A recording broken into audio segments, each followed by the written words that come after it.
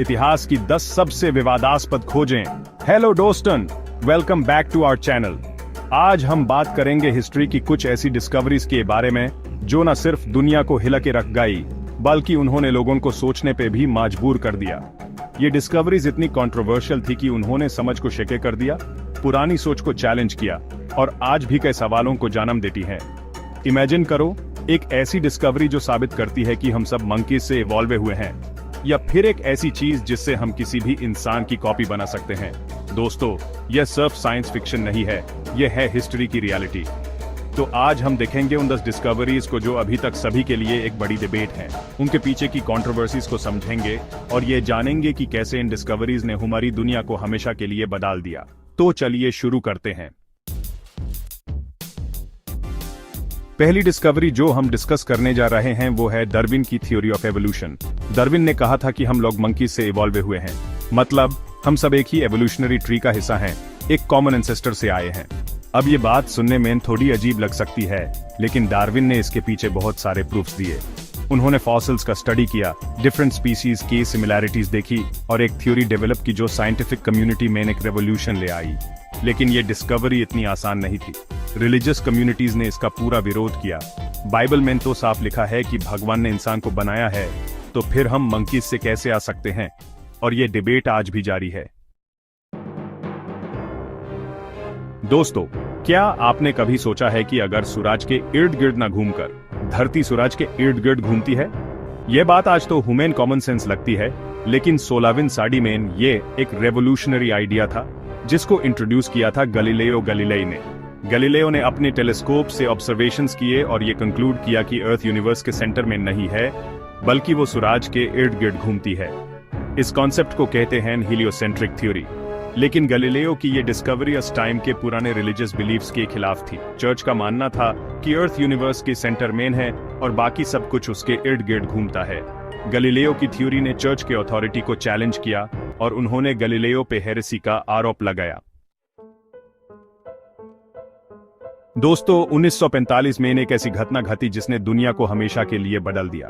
America ने Japan के 2 शहरों हिरोशिमा और नागासाकी पर एटॉमिक बॉम्ब्स गिराए। यह पहली बार था जब इतने डिस्ट्रक्टिव वेपन्स का यूज किया गया था और इसके कॉन्सिक्वेंसेस भयानक थे। लाखों लोग मर गए और इन दोनों शहरों में तबाही मच गई। एटॉमिक बॉम्ब की ये विनाशकारी पावर ने दुनिया को हिलाकर रख दिया। एक तरफ तो ये टेक्नोलॉजी का एक चमत्कार था, लेकिन दूसरी तरफ ये मानवता के लिए एक बहुत बड़ा खतरा भी साबित हुआ। एटॉमिक बॉम्ब के आविष्कार ने एक बहुत बड़ी डिबेट को जन्म दिया। क्या इतने डिस्ट्रक्टिव वेपन्स को बनाया जाना ठीक है? क्या हम अपने ही विनाश का रास्ता खुद बना रहे हैं? ये क्वेश्चंस आज भी उतने हाई रेलेवेंट हैं जितने पहले थे। दोस्तों, क्या आपने कभी सोचा है कि एक छोटी सी सेल में कैसे इतनी इंफॉर्मेशन स्टोर होती है?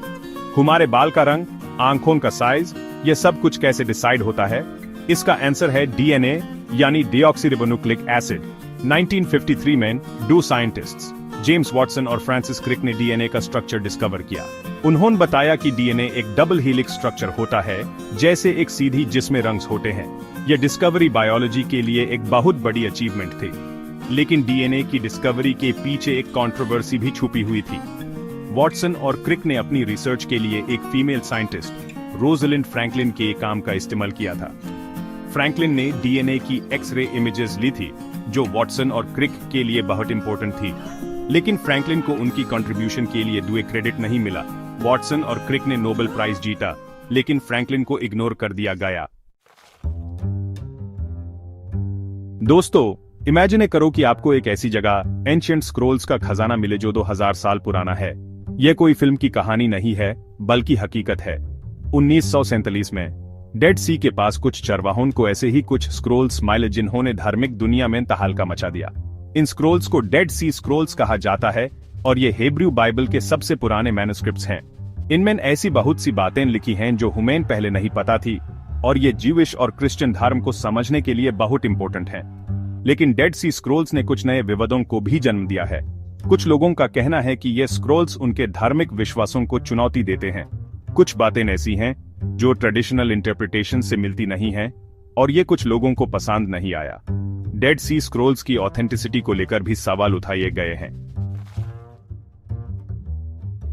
दोस्तों, क्या आप इमेजिन कर सकते हैं कि हुमेन एंशिएंट इजिप्ट के हीरोग्लिफिक्स पढ़ने नहीं आते होते तो क्या होता। हुमेन उनके इतिहास और संस्कृति के बारे में बहुत कुछ जानने को नहीं मिलता, लेकिन शुक्र है कि हुमेन रोजेटा स्टोन मिला।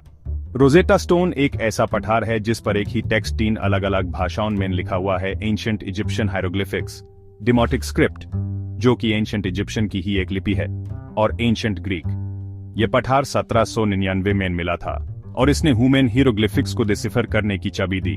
रोजेटा स्टोन की डिस्कवरी ने इजिप्टोलॉजी के एक क्षेत्र में एक क्रांति ला दी। अब हम एंशिएंट इजिप्शियन टेक्स्ट्स को पढ़ सकते थे और उनके इतिहास, संस्कृति और धर्म के बारे में जान सकते थे। यह डिस्कवरी मानव इतिहास को समझने के लिए बहुत महत्वपूर्ण थी, लेकिन रोजेटा स्टोन की डिस्कवरी के साथ ही एक कंट्रोवर्सी भी जुड़ गई। दोस्तों, क्या आपने कभी सोचा है कि हमारे मन में क्या चलता रहता है? हमारे सोचने, महसूस करने और व्यवहार करने के पीछे क्या कारण होते हैं? इन सवालों के जवाब ढूंढने की कोशिश की थी सिगमुंड फ्रॉयड ने, जिन्हें फादर ऑफ साइकोएनालिसिस कहा जाता है। फ्रॉयड ने 19वीं सदी के अंत और 20वीं सदी के शुरुआत में काम किया। उन्होंने मन को समझने के लिए एक नया तरीका इजाद किया, जिसे साइकोएनालिसिस कहा जाता है। फ्रॉयड का मानना था कि हमारे व्यवहार के पीछे हमारे अचेतन मन में छिपी इच्छाएं, डर और यादें होती हैं। फ्रॉयड ने आईडी, ईगो और सुपर ईगो जैसे कॉन्सेप्ट्स दिए जो मन के अलग अलग हिस्सों को दर्शाते हैं। उन्होंने एडिपस कॉम्प्लेक्स और डिफेंस मैकेनिज्म्स जैसे आइडियाज भी दिए जो आज भी साइकोलॉजी में यूज होते हैं, लेकिन फ्रॉयड के काम को शुरू से ही काफी विवादों का सामना करना पड़ा। कुछ लोगों ने उनके आइडियाज को टू सेक्सुअल बताया, जबकि दूसरों ने उन्हें अनसाइंटिफिक कहा। फ्रॉयड के काम की आलोचना करने वालों का कहना था कि उनके पास अपने दावों को साबित करने के लिए पर्याप्त साइंटिफिक एविडेंस नहीं है। दोस्तों, आज हम इंटरनेट के बिना अपनी जिंदगी की कल्पना भी नहीं कर सकते। यह हमें दुनिया से जोड़ता है, हमें जानकारी देता है और हमारे लिए मनोरंजन का साधन भी है। लेकिन क्या आपने कभी सोचा है कि इंटरनेट का आविष्कार एक वरदान है या अभिशाप? इंटरनेट ने हमें बहुत कुछ दिया है। इसने हमें दुनिया भर के लोगों से जोड़ दिया है, हमें अपनी बात दुनिया तक पहुंचाने का मंच दिया है और हमें असीमित जानकारी तक पहुंचती है। लेकिन इसके साथ ही साइबर क्राइम, ऑनलाइन बुलिंग और मिस इन्फॉर्मेशन जैसी समस्याएं भी आई हैं। हमें इंटरनेट का इस्तेमाल समझदारी और सावधानी से करना चाहिए। यह हम पर निर्भर करता है कि हम इसका इस्तेमाल कैसे करते हैं। दोस्तों, 1996 में एक ऐसी घटना घटी जिसने पूरी दुनिया को हैरान कर दिया। साइंटिस्ट ने एक भेड़ की एग्जैक्ट कॉपी बनाने में सफलता हासिल कर ली। इस भेड़ का नाम था डॉली और यह पहला मैमल था जिसे सक्सेसफुली क्लोन किया गया था। क्लोनिंग एक ऐसी टेक्निक है जिसके जरिए किसी लिविंग ऑर्गेनिज्म की जेनेटिकली आइडेंटिकल कॉपी बनाई जाती है। डॉली को सोमैटिक सेल न्यूक्लियर ट्रांसफर नाम की टेक्निक से क्लोन किया गया था।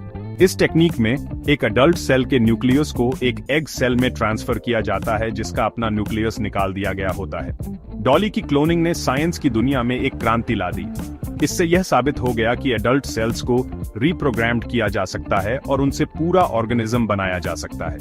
इस डिस्कवरी ने मेडिकल रिसर्च के लिए नए रास्ते खोले और ऑर्गन ट्रांसप्लांटेशन और जेनेटिक डिजीजेस के इलाज की नई संभावनाओं को जन्म दिया। लेकिन क्लोनिंग की टेक्नोलॉजी के साथ ही कई नैतिक और सामाजिक सवाल भी जुड़े हुए हैं। क्या हमें इंसानों की क्लोनिंग करनी चाहिए? क्या यह प्रकृति से छेड़छाड़ नहीं होगी? क्या क्लोन्स को वैसा ही दर्जा मिलेगा जैसा कि नेचुरली बॉर्न इंसानों को मिलता है? ये ऐसे सवाल हैं जिनके जवाब ढूंढना आसान नहीं है। क्लोनिंग एक पावरफुल टेक्नोलॉजी है और हमें इसका इस्तेमाल बहुत सोच समझकर करना होगा। हमें यह सुनिश्चित करना होगा कि हम इस टेक्नोलॉजी का इस्तेमाल मानवता के हित में ही करें, न कि उसे नुकसान पहुंचाने के लिए। क्लोनिंग एक पावरफुल टेक्नोलॉजी है और हमें इसका इस्तेमाल बहुत सोच समझकर करना होगा। हमें यह सुनिश्चित करना होगा कि हम इस टेक्नोलॉजी का इस्तेमाल मानवता के हित में ही करें, न कि उसे नुकसान पहुंचाने के लिए। दोस्तों, क्या आपने कभी सोचा है कि यह विशाल ब्रह्मांड कैसे अस्तित्व में आया? इसकी शुरुआत कैसे हुई?